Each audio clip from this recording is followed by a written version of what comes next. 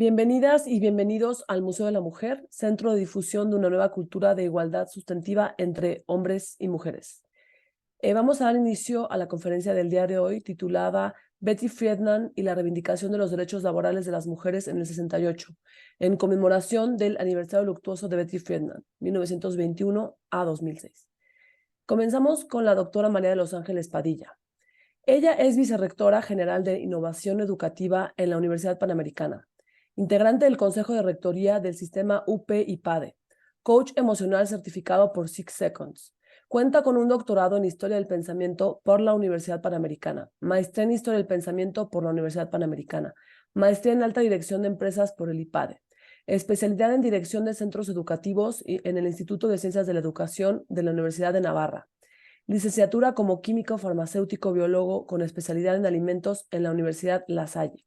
Como experiencia profesional y docente, ha sido miembro del Consejo Superior del Centro Escolar Yaucali, vicerrectora académica de Ciencias del Campus México, Universidad Panamericana, secretaria académica y de Asuntos Estudiantiles en la Universidad Panamericana. También ha sido miembro del Comité Directivo de la Facultad de Filosofía y Ciencias Sociales, Campus México, de la Universidad Panamericana. Subdirectora y secretaria académica de SDAI, directora general del Centro Escolar del Paseo, directora general del Centro Escolar Yaucali, directora de tesis de licenciatura, maestría y doctorado en las áreas de pedagogía, administración y filosofía. Tiene diversas publicaciones en temas de feminidad y hospitalidad. Le damos la palabra a la doctora María de los Ángeles Padilla Lavín. Muchas gracias. Muchísimas gracias, Fernanda, y muchas gracias al Museo de la Mujer por esta invitación. Tenemos aquí también a la doctora Teresa Nicolás, que va a participar conmigo en esta ponencia. Pues bien, Betty Friedan es una feminista a la que le debemos mucho en el continente americano y me parece que también a nivel mundial, porque es una mujer que desde su trinchera, como una ama de casa, cultivada, piensa que las mujeres tenemos que aportar mucho al mundo, como en efecto todas estamos convencidas. Y el tema de esta ponencia es Betty Friedan y la reivindicación de los derechos laborales de las mujeres en el 68. En la siguiente slide les pongo un poco cuál va a ser el contexto que vamos a tratar la doctora Teresa Nicolás y yo. Por un lado, daremos un contexto general y breve sobre la feminista Betty Friedan. Quizás muchos de ustedes la conocen, pero pues para ubicarla un poco más. Después explicaremos el muy poco conocido problema de las azafatas y su conexión con el título 7º de la Ley de Derechos Civiles en Estados Unidos. Comentaremos la solución que el gobierno de los Estados Unidos dio a la cuestión y la repercusión que esto tuvo en la llamada segunda ola feminista de América. Y finalmente esbozaremos la contribución del movimiento friedaniano en la conciencia política, tanto en las instituciones como en los medios de comunicación. Y le doy ahora la palabra a la doctora Teresa Nicolás, que nos hablará un poquito más de lo que significó la protesta feminista y en concreto esto que sucedió en 1968. Teresa, por favor. Buenos días a todas y a todos. Muchísimas gracias al Museo de la Mujer por la invitación. A la doctora Padilla, con la que trabajamos estos temas. Yo desde la perspectiva más de los medios de comunicación, mis temas son justo la representación de la mujer en los medios y especialmente en la ficción audiovisual, y pronto entenderán por qué nos une mucho el tema de la acción de nuestra querida Betty para darnos visibilidad a las mujeres. Bueno, la mítica protesta que se llevó a cabo en Atlantic City, en el Paseo Marítimo, fue contra el concurso Miss América, y se habla de que más de 400 feministas y grupos de defensores de derechos civiles acuden.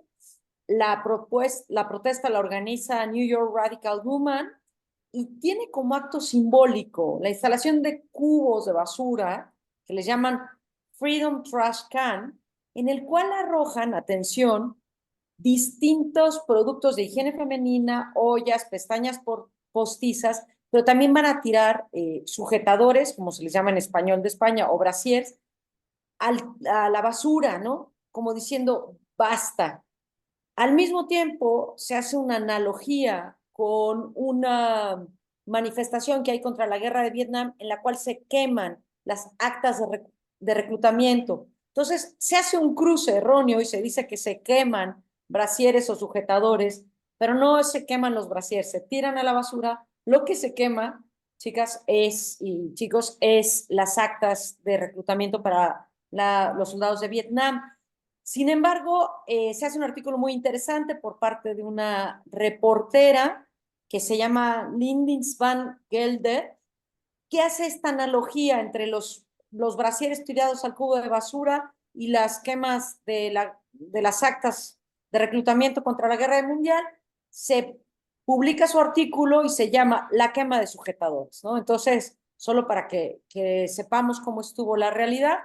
Este es un hecho emblemático en Estados Unidos. Mientras hablamos del París del 68, digamos, el hecho emblemático del 68 en Estados Unidos es contra el Miss América en Atlantic City. Y esto es un poco el contexto en el que ya van viendo cómo para nuestra querida Betty hay mucha importancia en los medios de comunicación, cómo ya una misma reportera es la que hace el artículo que va a darle mucha visibilidad a su movimiento. ¿Quién es Betty Friedan? Para aquellos que no la ubiquen. Bueno, Betty Friedan en principio es una ama de casa, es una mujer judía. Su nombre es Betty Naomi Goldstein. Sin embargo, ella siempre usará el apellido de casada a pesar de que se divorcia de su esposo. Y Betty Friedan publica en 1963, en los primeros años de esta década, un libro que para América va a ser el detonador de la segunda ola feminista. Muchas veces se piensa que Simone de Beauvoir, como una autora, y lo es, de la segunda ola feminista, pero lo es en Europa.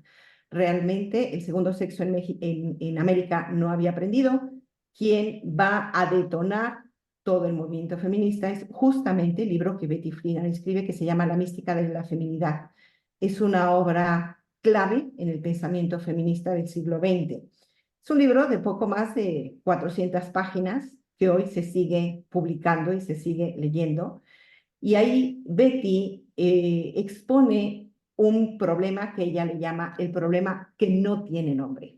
Es una curiosa patología que presentan en los Estados Unidos de América muchas mujeres que han tenido una sólida formación académica y que después de años de dedicarse al hogar se encuentran que no están del todo satisfechas con ese estereotipo que han tenido como esposas y madres. Los hijos han crecido, se han casado, el marido sigue trabajando y ellas se encuentran solas en el hogar, entonces empiezan a tener patologías curiosas, siempre les duele algo, les duele la cabeza, empiezan a estar deprimidas. Finalmente, el problema que no tiene nombre, como ella le llama, hace referencia a conductas somatizadas y autodestructivas que son difíciles de diagnosticar por la medicina tradicional, porque finalmente su origen pues es una insatisfacción de la identidad psíquica.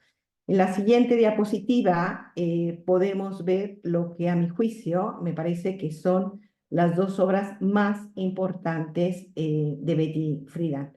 Por un lado, su libro, que ahí les presento la portada con la que sale en español, que es un auténtico bestseller en Estados Unidos y en toda América Latina. Posteriormente, se agota a las pocas semanas. Solo para darles una idea, ¿no? Se calcula que a finales del siglo XX, en el año 2000, se habían vendido más de 3 millones de ejemplares. En 2013 se realizó una edición de lujo que conmemoraba el 50 aniversario de su publicación, con una introducción de Gail Collins, que era la primera mujer en ocupar el puesto de editora del New York Times, y este libro hoy se sigue editando.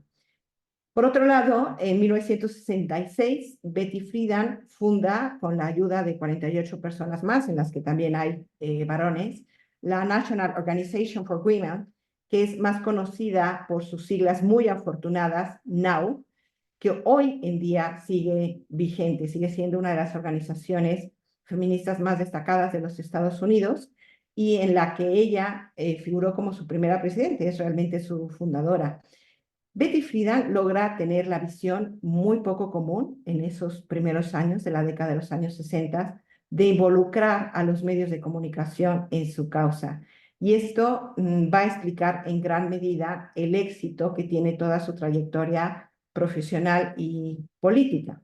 Les señalo cómo NOW, que surge como una iniciativa inspirada en el total fracaso de lo que se conoce como la Comisión para la Igualdad de Oportunidades en relación con el empleo. Esta comisión fue creada para supervisar la aplicación del título séptimo de la Ley de Derechos Civiles de Estados Unidos de 1964. Y esta ley es un hito en la historia de los Estados Unidos. Está compuesta por 11 títulos y es un hito porque rechaza toda forma de discriminación de afroamericanos y de mujeres que estaban en igualdad, que estaban olvidadas ya desde 1789, no, incluida la segregación racial en las instituciones educativas, en los lugares de trabajo y en todos los lugares públicos. La importancia del título séptimo radica en que declara que se prohíbe toda discriminación laboral, ya sea por raza, por color, por religión, por sexo o lugar de nacimiento. En sus memorias, Betty Friedan cuenta cómo escribió en una servilleta de papel la primera frase de la Declaración de los Principios de NOW. La leo. Acometer las acciones necesarias para que se incluya a las mujeres en la corriente general de la sociedad norteamericana, ya ejerciendo todos los privilegios y responsabilidades que de ellas se derivan en una asociación auténticamente igualitaria con los hombres. Muchas gracias. Vamos a ir viendo los 5 principales aspectos que la Declaración de NOW propone, ¿no? El primero, y muy obvio quizá, es el poner freno a la discriminación a las mujeres y atención a otros grupos marginados, especialmente desde la perspectiva laboral. Luego, un aspecto que quizá nos cuesta ahora, especialmente a todas las mujeres que estamos en ámbitos académicos, había cuotas de acceso para mujeres en las instituciones de educación superior en aquella época. Yo creo que también para México es un tema muy sensible. El otro día, en un panel que me invitaron de educación, decían, ¿cómo vamos a erradicar aún? Fíjense, Betty Friedan lo habla en el 68, tantos años después, casi 6 décadas después, seguimos teniendo ya no cuotas establecidas de una manera declarada, sino cuotas de acceso real, porque minamos las oportunidades. Bueno, pues Betty ya estaba haciéndonos ver ese aspecto. Y luego, fíjense, uno de los principios de NOW es, vamos a prohibir que los medios de comunicación sigan difundiendo una imagen de la mujer como lo que se describía de manera bastante exhaustiva en la mítica de la feminidad. Y un poco les hablaba antes Lines de esta imagen de la mujer debe estar feliz en su hogar, no salir a trabajar y su lugar son las ollas y los sartenes. Les quiero recordar 3 series que quizá depende cómo sea nuestra audiencia, lo recordarán o no. La primera, todas se emitieron también en México. La primera se llamaba I Love Lucy. Fue emitida entre 1951 y 1957. Muy curiosa. En algún momento se consideraba avanzada para su época porque era un matrimonio mixto entre un americano y una cubana que, bueno, son los avatores de la familia, pero Lucy siempre está en su hogar. Posteriormente aparece Mi Bella Genio, que la recordarán todos, ¿no? Por el movimiento de la nariz. 1965-1970 son los años de emisión. En México continúa. Y a la par se emite Hechizada, 1964-1972. El parámetro tanto de Mi Bella Genio como Hechizada son mujeres con poderes, pero cuyo lugar es el hogar. Y en medio, entre estas series que se emitían, venían los mejores anuncios para una ama de casa, los electrodomésticos ideales. Entonces, claro que Betty Friedan dice, hay que cortar con esta imagen de la mujer. Lo vamos a empezar a ver nosotros en series a partir de los 80s. Luego, con todo gusto, voy a compartir con ustedes, con esta audiencia, un libro que hice junto con otros dos compañeros sobre la imagen de la mujer en las series de televisión. Analizamos desde esta serie que les comentaba, I Love Lucy, hasta Gambito de Dama, ¿no? Para que vean el tema cómo se ha ido la representación de la mujer. Luego, un cuarto aspecto que Betty Friedan decía es, busquemos la igualdad en el número de mujeres y hombres en las comisiones y direcciones de partidos políticos. Y por último, vamos a erradicar las políticas y prácticas proteccionistas que las mujeres sufrimos y que en el fondo se traducen en menos oportunidades académicas y laborales para nosotros.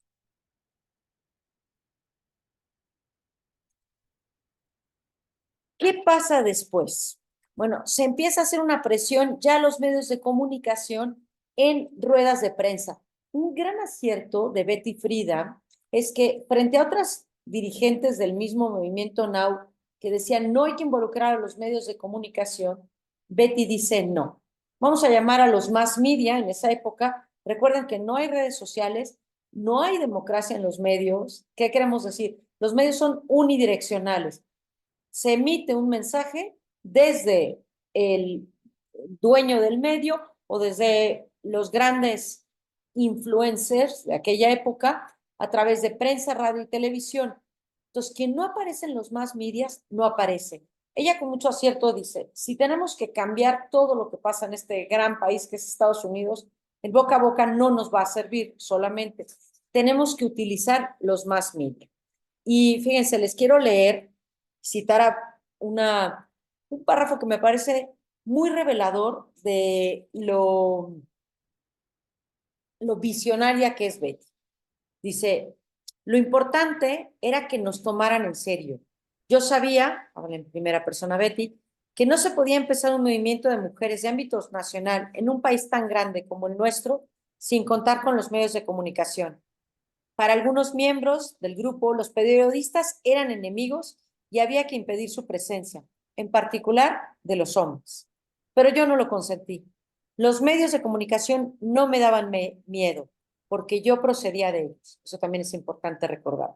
Así que les dije a mis compañeras, si queréis que cambie la manera de pensar de la gente, y creo que eso es lo que nos proponemos, hay que recurrir a los medios de comunicación para que todo el mundo se entere en un país tan enorme como el nuestro. No hay otro modo. No hay que tener miedo a los medios de comunicación.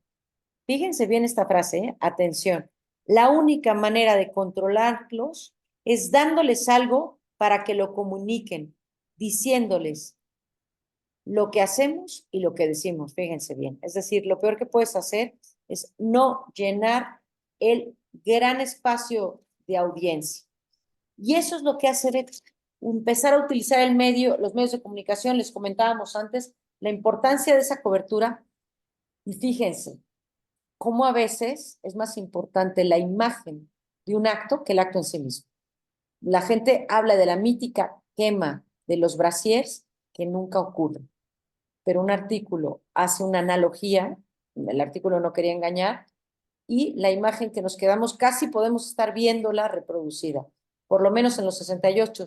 No fue así, pero así permaneció en nuestro imaginario cultural. Muy bien, y es necesario resaltar que el movimiento a favor de las mujeres prende en una época en que ya existía en la sociedad la conciencia de que había que romper viejos esquemas y liberarse de ellos. Lo había hecho ya la comunidad de los negros en los Estados Unidos, también la comunidad de los estudiantes en Europa y también en los Estados Unidos. En México lo tendríamos también en el 68. Empezaban a ponerse en movimiento muchas inquietudes en el que se ponía un poco en tela de juicio si teníamos que seguir viviendo de la misma forma.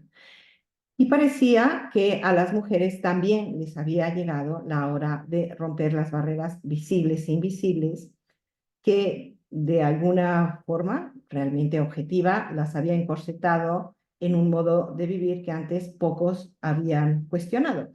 Un modo de vivir en que la mujer no tenía injerencia en la esfera pública. Fue una época de muchos cambios sociales en que se ponía a prueba la fuerza del ciudadano común y corriente para organizar y exigir, para reformar la sociedad. Hoy sabemos que los ciudadanos tenemos un gran poder, ¿no?, cuando despertamos. Y Betty Friedan fue una mujer muy visionaria que supo aprovechar la coyuntura y poner en marcha el movimiento, pues, de las mujeres, ¿no? El movimiento feminista, que en sus propias palabras fue y es el segundo capítulo de la Revolución Norteamericana, recordando pues todo el movimiento sufragista, ¿no?, que había habido a finales del siglo XIX.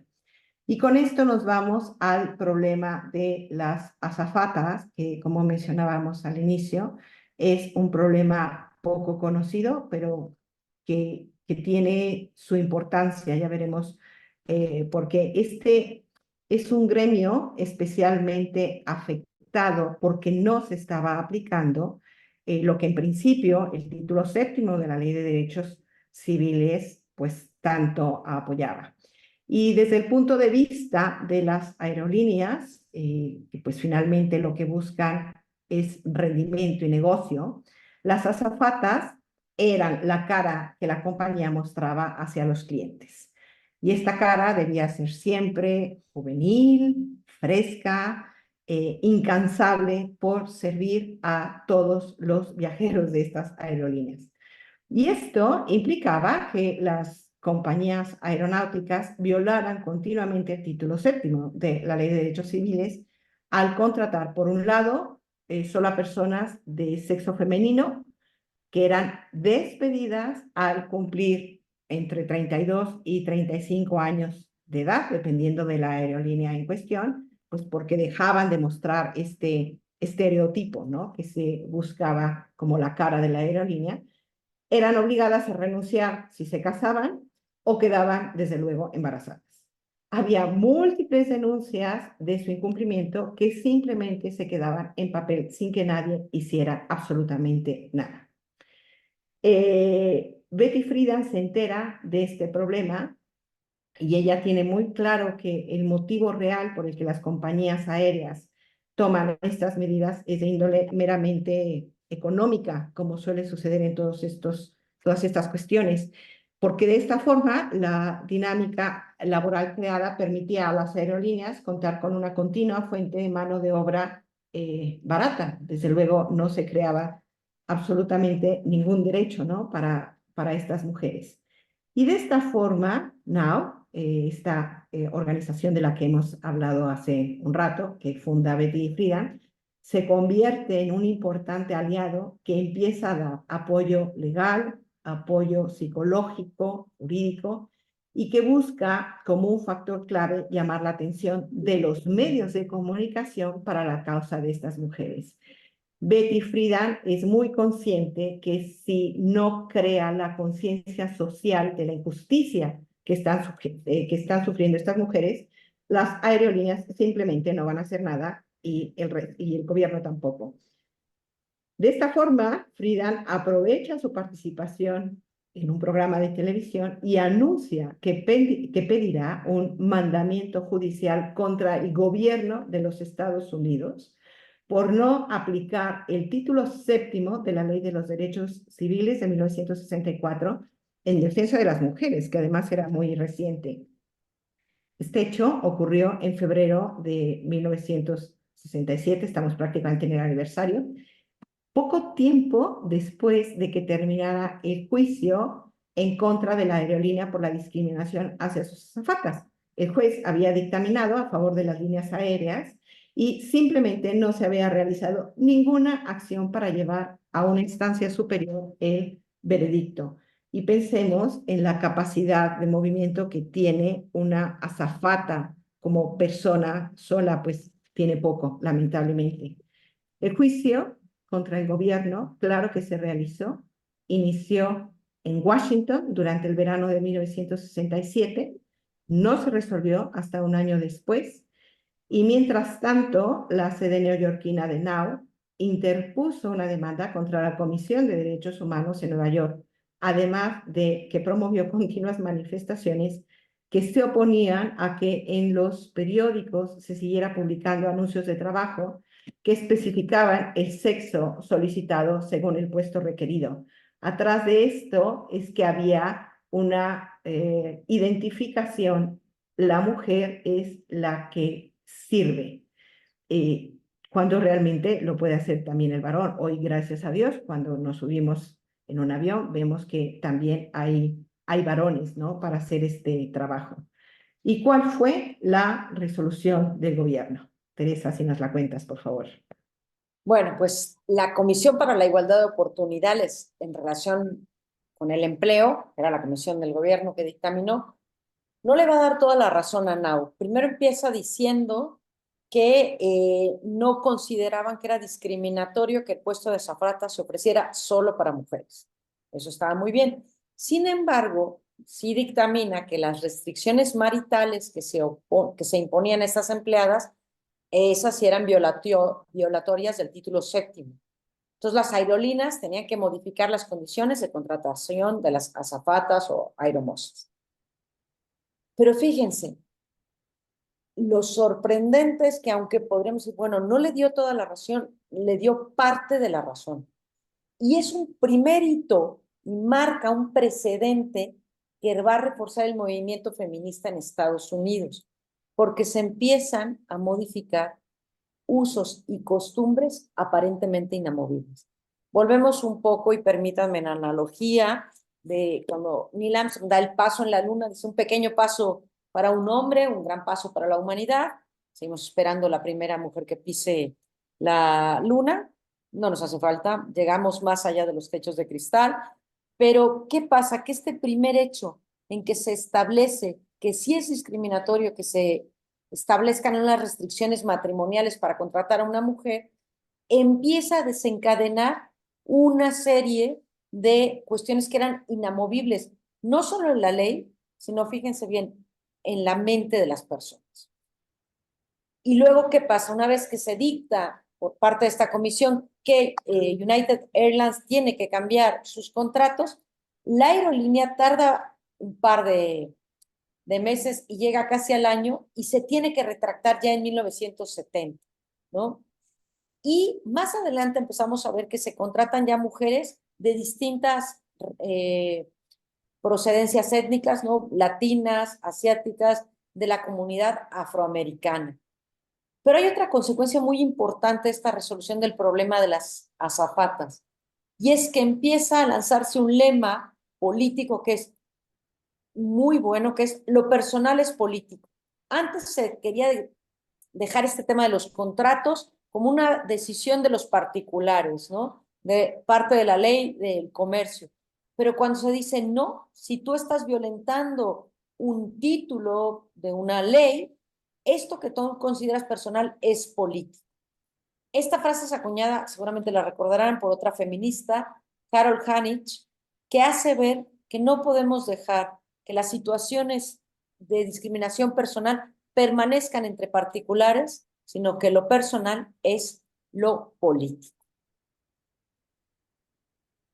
Y es verdad, ¿no? Lo que ocurre en una casa, lo que ocurre en un cuarto, no es ajeno a la política, no puede ser ajeno a la comunidad social que está formada pues justamente por personas.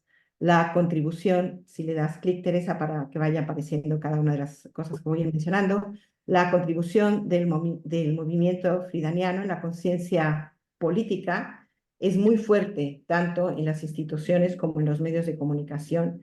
Y aunque Betty Friedan va a lograr finalmente resolver el problema de las azafatas, quizá su primera contribución es haber tenido la visión de que tenía que involucrar a todos y hacer conscientes a las personas que estaban un poco indiferentes, ¿no?, hacia el problema de las azafatas, de lo que estaba ocurriendo. Betty Friedan, en este movimiento feminista, del cual es la pues les diría la detonadora en los Estados Unidos, tiene muchas acciones para destacar. Indudablemente, algo que la caracterizará siempre es esa huelga multitudinaria, que es la primera foto que aparecía en la diapositiva, que se realiza el 26 de agosto de 1970, que hoy se sigue estudiando en todos los movimientos culturales feministas, en el que exige la igualdad de las mujeres conforme a la enmienda constitucional, ¿no?, para la igualdad de los derechos propuesta desde 1923. Otra gran aportación de Betty Friedan es que aparece en la foto inferior, en esa exactamente, es la fundación del National Women's Political Caucus, que tiene la finalidad de facilitar que las mujeres puedan prepararse y acceder a los puestos políticos. Puede haber mucha capacidad intelectual, mucha visión, pero bueno, se requiere oratoria, se requiere contactos, se requiere pues finalmente una preparación que no se les daba antes a las mujeres. Va a fundar también la National Association for the Field of Abortion Laws y la fundación del primer banco para mujeres, es el First Women's Bank and Trust Company. Es un banco que hará historia, pues porque su público su mercado son las mujeres.